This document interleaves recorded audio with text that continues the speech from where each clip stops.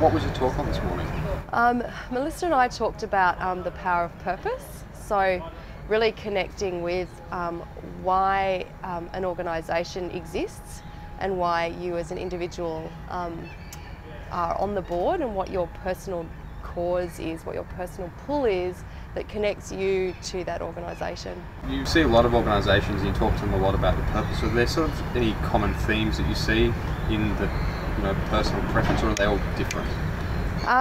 I think one of the themes that we see regularly is that there hasn't necessarily been the kind of rigour in the thinking around their why, and that flows on to things like not necessarily being as clear around the table about what they're doing and therefore the decisions that they're making. It flows on to things like their relationship between the chair and the CEO, and the kind of level of bravery that there is around the table to deal with the elephants in the room, with the agendas that people come with, and because all boards are full of people with their own agendas, but it's your capacity to have those things really out in the open that allows you to make sure that the organisation's going where it needs to be going and is asking itself the right questions. Do a lot of work with bringing corporate people into the board space and the not-for-profit space. Yeah. What are some of the common issues you see around that? I think there's a fabulous opportunity and a real need for the quality of our boards to continue to lift and to grow and to evolve. Organisations in the non-profit space are facing phenomenal challenges, and we really need the very best of the best coming onto those boards.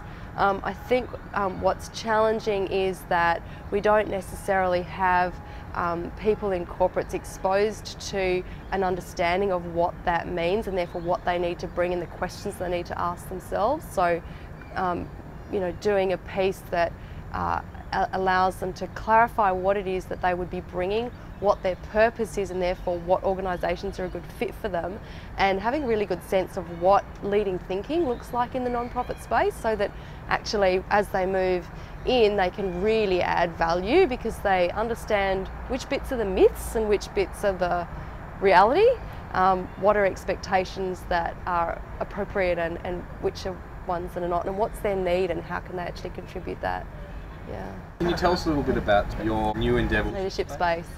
The leadership space was born out of the work that People for Purpose and myself were doing, and it's about developing the leaders. So there is being a CEO or a director or a senior manager of a non-profit organisation is a really big business.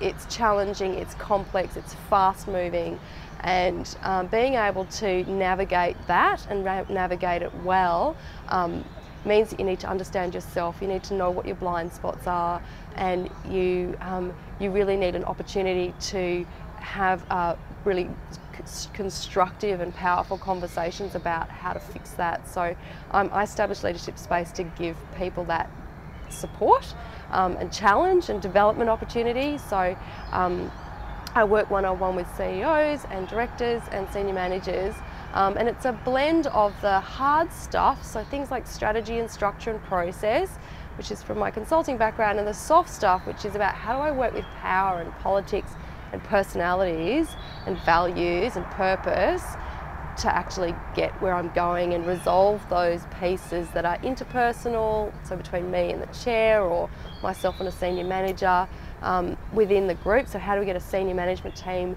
going and a board team going that's a really high performing team, and how do I sustain myself over that so that I feel like I'm living my life purpose. And a lot of that, I think the most common theme I find is I start working with a CEO and they need to be there for their professional reason, to work for the organisation, but actually a lot of what they need and are looking for is support to look after themselves as an individual. So work-life balance and managing the volume and and all that, managing my own confidence, those kinds of things often are actually where really big shifts come in terms of feeling like they've got what it takes and the support that it takes to actually do the job. Yeah.